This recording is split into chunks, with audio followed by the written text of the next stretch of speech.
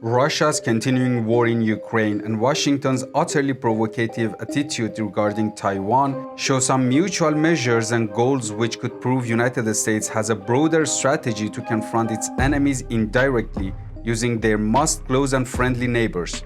Could Iran also be a target in this plan? Hello everyone, I'm Shafi. Welcome to the new episode of Polit Affairs. Does United States want China and Iran to repeat the Ukraine scenario as did Russia? This was the title of an article I wrote recently. Russia, China and Iran are forming an axis against US hegemony.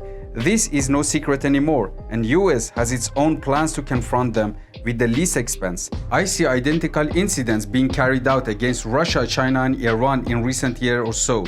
You may call it illusion, but first, listen to my reasons.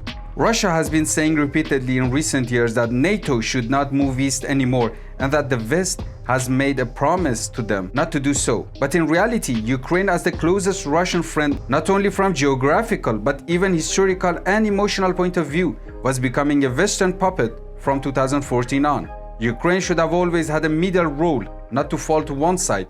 This is the mistake they made and now paying the price. Volodymyr Zelensky came to power promising to negotiate with Russia and solve the problem.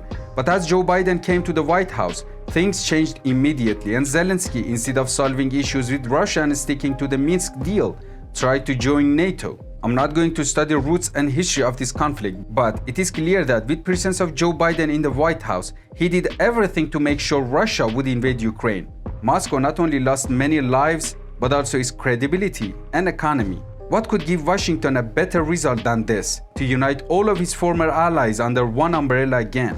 Now in case of China, the same policy is enforced. The United States recognized the government of the People's Republic of China as the sole legal government of China, acknowledging the Chinese position that there is but one China and Taiwan is a part of China. If so, can anybody tell me why Nancy Pelosi insisted on flying to Taiwan when her country believes Taiwan is a part of China? This was a clear provocation. I don't say Taiwan does not have the right to be independent or whatever.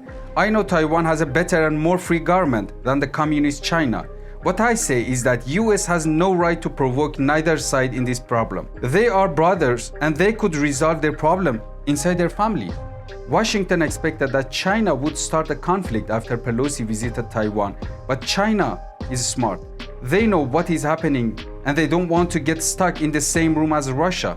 United States is not still disappointed. They'll keep pressing in the name of Taiwan until China finally does it. And eventually Iran, as the smaller member of the anti-US axis, is the last target of this strategy. In case of Ukraine, NATO and Europe are accomplishing the tasks for US. In case of Taiwan, the AUKUS and Eastern allies like Japan are accomplishing it. And in the case of Iran, the Abraham Accords, Israel and Persian Gulf Arab countries are in the front line. US never involves itself directly. Its allies have to carry the burden. As for China and Russia, among Iran's neighbors, the task is being given to the closest one, Republic of Azerbaijan. This country has been a part of Iran and Persian Empire for centuries and was taken away by Russians almost 2 centuries ago. Now millions of Azeris live inside Iran and are considered Iranians. This fact gives the Baku regime a leverage to act against Tehran. They now could have the confidence and support of Israel alongside Turkey as a NATO member, especially after they defeated Armenia in the 2020 Karabakh war. The Karabakh issue was different, as Azerbaijan freed its own territory based on the UN. But now they have been talking about occupying the southern province of Armenia, Syunik, which is the only region left on the Iran's border. If Baku occupies this Armenian territory, which is not a legal claim as before, and is clearly illegal expansion of borders, they'll become neighbors with Turkey, and Iran will have serious security issues and one less friendly neighbor. Now if Baku really do invade, what could Iran do?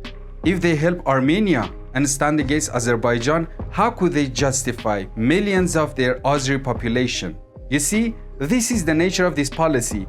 They put you in a situation where you have to act aggressively, and this is totally against your own interest. But there is no other way, you have to do it. Now, did you get the point? If so, I'll be glad to hear from you. Thanks for watching. Don't forget to subscribe and also to share your opinion with me in the comments and to check out other videos on my channel.